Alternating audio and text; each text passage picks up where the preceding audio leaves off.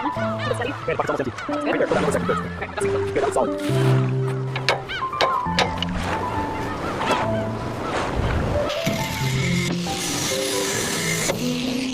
Okay, right here at the 4 centimeter line. Okay, got it. Is this will be the edge of the sleeping area? Right there, 450. Confirmed. Retracting tape now. It's good.